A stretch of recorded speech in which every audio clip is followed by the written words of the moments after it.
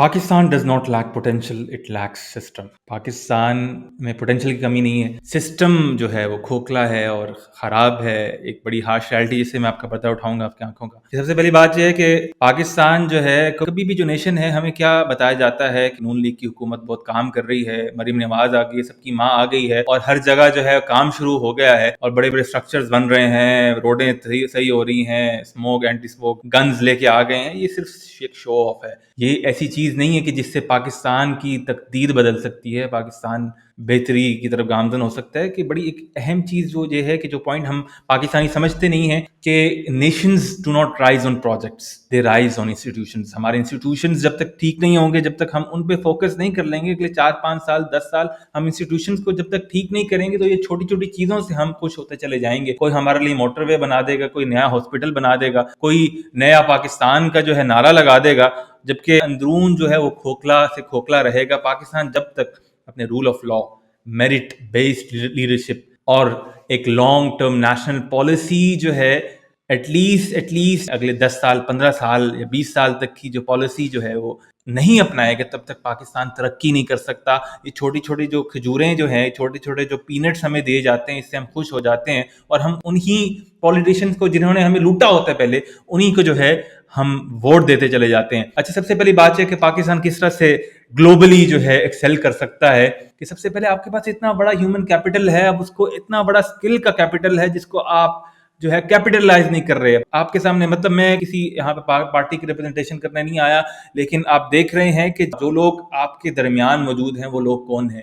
ये पॉलिटिशियंस नहीं है, ये वो लोग हैं जो पहले से जागीरदार हैं, पहले से अमीर कबीर लोग हैं, पहले से लोगों का इस्तेहसाल करते हुए आए हैं। ये आपके लोग नहीं हैं। अभी सिर्फ और सिर्फ एक ही पार्टी मौजूद है, जमात इस्लामी। मैं इसलिए नाम ले रहा हूं क्योंकि जमात इस्लामी ह्यूमन कैपिटल पे फोकस कर रही है। बनो काबिल प्रोजेक्ट्स आप देखते हैं कराची से शुरू होते हैं और पूरे मुल्क में फैल जाते हैं और हजारों तलबा को जो है वो स्किल देना चाह रहे हैं। और पाकिस्तान की जो आईटी एक्सपोर्ट्स हैं वो इतनी मैग्नानिमसली बढ़ाना चाह रहे हैं कि जिससे पाकिस्तान के जो इकोनॉमिक मसाइल है वो लॉन्ग टर्म मसाइल हल हो जाएंगे। फिर उसके बाद एक टेक्नोलॉजी ड्रिवन इकोनॉमी आ जाएगी कि आप जो है स्टार्टअप्स की एक भरमार बन जाएगी। आप पाकिस्तान जो है इंडिया से ज्यादा एक्सेल कर सकता है। आपके पास वैल्यूज हैं, आपके पास दीन है, आपके पास ऑनर है, आपके पास इंटेग्रिटी है, जो कि इंडियंस के पास नहीं है। अगर हम इस पे कैपिटलाइज नहीं करते तो हमारे लिए एक बहुत बड़ी वो नाकामी है, क्योंकि हमें सिर्फ और सिर्फ दिखाया जाता है, अच्छी चीजें बताई जाती हैं, जबकि हमारे लोगों की अपनी हालत कैसी है तो इसके बारे में कोई बात नहीं करता। फिर जो है हम एक इंपोर्ट इकोनॉमी है, हर चीज इंपोर्ट कर रहे हैं, हम कोई भी लोकल प्रोडक्शन नहीं करते। हम जैसे टर्की की मिसाल ले लें, टर्की जो है अपनी हर चीज, मिसाल के तौर पर मैं टर्की से होके आया, मैंने देखा कि हर चीज, जैसे कोई भी चॉकलेट है, कोई भी चिप्स है, टर्की में उसका अपना ब्रांड होगा और सेम वही चीज टर्की खुद भी प्रोड्यूस कर रहा होगा और वैल्यू जो है वो एडिड होगी उसमें। और मतलब वो क्या होगा कि उसकी प्राइसेस कम हो जाएंगी और वो फिर उसको एक्सपोर्ट भी करेगा।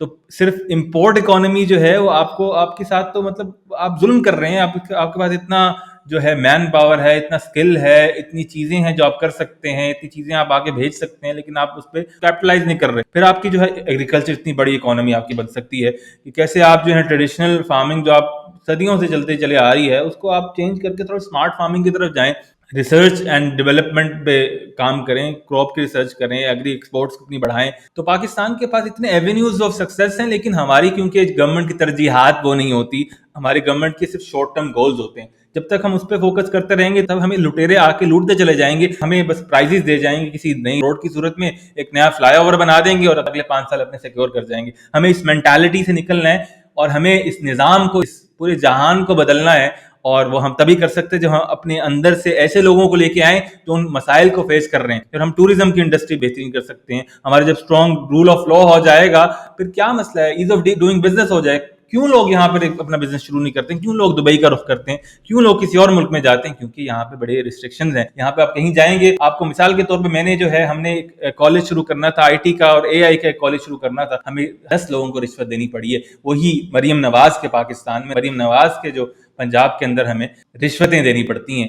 तो ये वो निज़ाम है कि जो जिससे भाग कर जो हैं, जो कॉम्पिटेंट लोग हैं यहाँ से निकल जाते हैं। इतना बड़ा डायस्पोरा है, उनसे भी आप जो है, पाकिस्तान से बाहर लोग मौजूद हैं, उनसे आप कैपिटलाइज कर सकते हैं। अपनी स्ट्रेटेजिक जो आपकी लोकेशन है वो बड़ी एक अहम लोकेशन है, इतनी बड़ी बंदरगाह है और इतनी बड़ी चीजें हैं जो आप उसको अच्छी तरह कैपिटलाइज कर सकते हैं। आप दुबई के मार्केट को खेल सकते हैं। मिनरल इतने ज्यादा हैं। अब ट्रम्प क्यों आपकी बार बार तारीफें कर रहा है? क्योंकि हमारे पास बलोचिस्तान में बहरहाल अनएक्सप्लोर्ड जो है मिनरल्स हैं, कॉपर है, गोल्ड के रिजर्व्स हैं, اتنا بڑا جو پورے دنیا کا سپر پاور ہے اس کا صدر آپ کی تعریف کیوں کر رہا ہے؟ اس کو نظر آ رہا ہے کہ یہاں پر مجھے کوئی نہ کوئی فائدہ موجود ہے. وہ جب ایکسپلائٹ کو ایلیٹس کر لیں گے تو ہمیں تو کوئی فائدہ نہیں ہوگا, ہمیں تو وہ ایک پینٹس کے طور پہ ہمیں دیں گے اور ہماری چیزیں ریسورسز کو لے کے چلے جائیں گے. تو ہمیں ان چیزوں پر نظر دوڑانی ہے, ہمیں اس تمام جو فساد ہے, جو دکھاوا ہے, ایک روشن چہرہ ہے اور اندرون جس کا چنگیز سے تاریک تر ہے, جو پی ایم ایل این ہے وہ صرف اور صرف روڈیں بناتی. ہمیں اس بات پر اپنی ذہنوں کو رکھنا ہے. جو نون لیگ ہے وہ صرف روڈیں بناتی ہے, صرف انفراسٹرکچر پہ جو دکھنے والا کام ہے اس پہ کام کرتی ہیں, لانگ ٹرم چیزیں ان کے پاس نہیں ہوتی. تو پاکستان اگر گلوبلی